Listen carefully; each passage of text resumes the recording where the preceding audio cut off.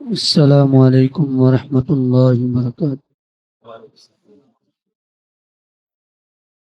نحمده ونصلي على رسوله الكريم، اما بعد، اعوذ باللہ من الشیطان الرجیم، بسم اللہ الرحمن الرحیم۔ فانكحوا ما طاب لكم من النساء مثنى وثلاث ورباع فإن خفتم ألا تعدلوا فواحدة۔ معاشرے کی اصلاح بہت ضروری ہے۔ سنن ابن ماجہ کی ایک حدیث، نبی علیہ الصلاۃ والسلام نے فرمایا کہ جس قوم کے اندر بے حیائی اور فحاشی عام ہو جائے، اللہ رب العالمین اس قوم پر طاعون اور اس جیسی وبائیں نازل کر دیتا ہے۔ اب بے حیائی کی روک تھام کے لیے بہت سے اسباب ہیں، ان میں سے ایک سبب جس پر ہماری بات جاری ہے وہ ہے نکاح۔ نکاح کے ذریعے بے حیائی کو ختم کیا جا سکتا ہے۔ اگر اس آیت مبارکہ پہ غور کیجئے، اللہ رب العالمین نے فرمایا کہ فَانكِحُوا مَا طَابَ لَكُم مِّنَ النِّسَاءِ مَثْنَىٰ، نکاح کی ترغیب دی جا رہی ہے اور بات شروع کی دو سے، ایک سے نہیں۔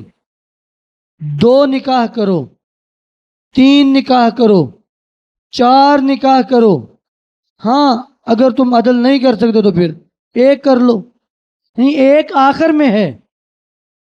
پہلے ترغیب دی دو تین چار کی۔ صحیح بخاری حدیث نمبر 5069 5069، حضرت سعید بن جبیر رحمہ اللہ تابعی ہیں، کہتے ہیں کہ میں صحابی رسول عبداللہ بن عباس کے پاس آیا، انہوں نے مجھ سے سوال کیا، صحابی نے مجھ سے پوچھا حل تزوجت، تو نے شادی کر لی ہے؟ قلت لا، میں کہا نہیں ابھی تو میری شادی نہیں ہوئی۔ قال تزوج، حکم دیا شادی کرو، اور پھر فرمایا فإن خیر هذه الامة اکثر نساء، اس امت کا بہترین آدمی وہ ہے جس کی بیویاں ایک سے زیادہ ہیں، وہ بہترین آدمی ہے۔ ایک بیوی کا یہ کوئی بات ہے؟ ایک بیوی، ایک سے زیادہ بیویاں، یہ بہترین شخص ہے۔ نبی علیہ السلام کے 1.5 لاکھ صحابہ اکرام ہیں، اور ان 1.5 لاکھ صحابہ اکرام میں سے صرف 2 صحابی تھے جن کی ایک ایک بیوی تھی، باقی سب کی ایک سے زیادہ۔ ہمارے یہاں شادی نہیں کرتے۔ کتنے ایسے گھرانے ہیں جن کے اندر بچیاں یا بچے نکاح کے انتظار میں رہتے ہیں، نکاح ہی نہیں کیا جاتا ان کا۔ میرے بھائیوں، یہ پاک دامن رہنے کے لیے بہت ضروری ہے۔ امام محمد بن ادریس شافعی کا قول ہے، فرماتے ہیں جس کی ایک شادی ہے وہ بیمار ہے۔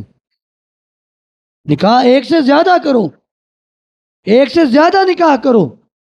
اور ایک اور حدیث صحیح بخاری کی، بڑی کمال کی حدیث، نبی علیہ الصلاۃ والسلام نے فرمایا ثلاثۃ حق علی اللہ عونہم، 3 بندے ایسے ہیں اللہ اپنے اوپر فرض کر لیتے ہیں ان کی مدد کرنا۔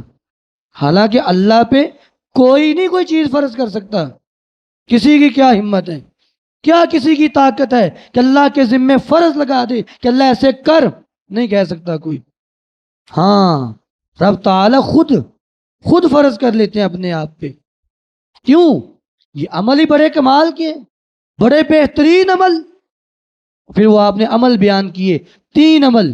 پہلا المجاہد فی سبیل اللہ، اللہ کے راستے میں جہاد کرنے والا اگر صحیح نیت سے گھر سے نکل پڑے، اللہ اس کی مدد کرنا اپنے اوپر فرض کر لیتے ہیں۔ مجاہد، جہاد کرنے والا۔ دوسرا فرمایا والمکاتب الذی یرید الادا، وہ مکاتب جو ادائیگی کرنا چاہتا ہو۔ مکاتب کسے کہتے ہیں؟ ایک غلام، ایک شخص، وہ اپنے مالکوں سے اپنی قیمت طے کر لیتا ہے کہ میری قیمت آپ کے ہاں کتنی ہے، وہ کہتے ہیں جی 2 لاکھ روپیہ، مثال دے رہا ہوں 2 لاکھ روپیہ، وہ کہتا ہے آپ مجھے 2 سال کا ٹائم دیں، میں 2 سال میں آپ کو 2 لاکھ روپیہ دے دوں گا، آپ مجھے آزاد کر دیجیے گا۔ یہ بھی مالک کا احسان ہوتا ہے غلام پہ، حالانکہ اس نے ویسے بھی جو کمائی کرنی ہے وہ مالک کی ہے، پھر بھی وہ اس بات پہ رضامند ہو جاتا ہے۔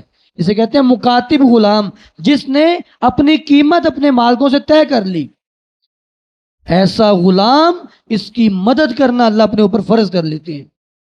اور تیسرا فرمایا وَالنَّاكِحُ الَّذِي يُرِيدُ الْعَفَافِ، وہ نکاح کرنے والا جس کا ارادہ پاک دامنی کا ہو، جو اپنے دامن کو گناہوں سے بچانا چاہتا ہے، وہ اس کے لیے بہترین طریقہ ہے وہ نکاح کرے، اور اس معاملے میں اس کی مدد اللہ کریں گے، اللہ اپنے اوپر فرض کر لیتے ہیں۔ حضرت عثمان کا دور خلافت، جناب عبداللہ بن مسعود رضی اللہ عنہ حج کرنے کے لیے گئے، ساتھ ان کا شاگرد علقمہ بھی ساتھ ہے۔ اس عثمان سے ملاقات ہوئی امیر المومنین سے، تو کہا کہ عبداللہ آؤ تمہارا نکاح ہی کروا دیتے ہیں، تمہاری ایک شادی نہ کروا دیں۔ کب؟ بالکل بوڑھے ہو چکے ہیں، بالکل اپنی عمر کے آخری مراحل میں ہیں، کہا تمہارا نکاح نہ کروا دیں۔ دیکھیں نا کہ نکاح کو عام کیا جا رہا ہے۔ اچھا انہوں نے بھی یہ نہیں کہا کہ چلو میں نہیں کرنی بس رشتہ چھوڑو، کہا نہیں میری تو حاجت ہی اب نہیں ہے کہ میرے شاگرد کی کروائیں، اس کا نکاح کروائیں، تو رشتہ میرے لیے ہے، اس کو دے دیجیے آپ، تاکہ نکاح کو عام کیا جا سکے۔ معاشرے کی اقدار کو بہتر کرنے کے لیے یہ ضروری ہے کہ انسان ایک سے زیادہ نکاح کرے۔ اور پھر کتنے ایسے بس آخری ایک دو باتیں، کتنے ایسے گھرانے ہیں جن میں بیوہ اور متعلقہ عورتیں ہیں، وہ ساری ساری زندگی ایسے ہی گزار دیتی ہیں، شادی نہیں کرتی۔ کچھ تو ایسی ہیں جو مثلا ایک بچی ہے 20-25 سال کی، خاوند فوت ہو گیا یا طلاق دے دی، اب وہ اسی کی یاد میں بیٹھی رہتی ہے، اور اس کو وہ وفا کا نام دیتی ہے کہ میں بڑی وفادار ہوں اپنے خاوند سے، میں نے وفا کر کے دکھائی ہے کہ ساری زندگی میں نے شادی نہیں کی، کوئی وفا نہیں ہے، وہ بڑا اچھا کام نہیں کیا۔ شادی کرنی چاہیے۔ حضرت اسماء بنت امیس رضی اللہ عنہ اللہ رسول کی صحابیاں ہیں، ان کے خاوند سے جعفر فوت ہو گئے، انہوں نے دوسری شادی کر لی ابوبکر صدیق سے، وہ فوت ہو گئے، تیسری شادی کر لی علی سے، وہ فوت ہو گئے، ایک اور صحابی سے شادی کر لی، ان کا نام ابھی میرے ذہن میں نہیں ہے، 4 مرتبہ شادی کی، انہی کے نکاح میں پھر بعد میں فوت ہوئی تھی۔ یعنی اسلام تو نکاح کو پسند کرتا ہے، عورت ہو یا مرد، کیوں بلا وجہ بیٹھا ہوا ہے؟ تو چاہیے کہ وہ نکاح کرے تاکہ اس کا دامن گناہوں سے محفوظ رہے، اس کی نظریں جھک جائیں اور وہ اللہ کے سامنے پاک دامن ہو کے پیش ہو۔ اللہ ہمیں عمل کرنے کی توفیق عطا فرمائے۔ الحمد للہ رب العالمین۔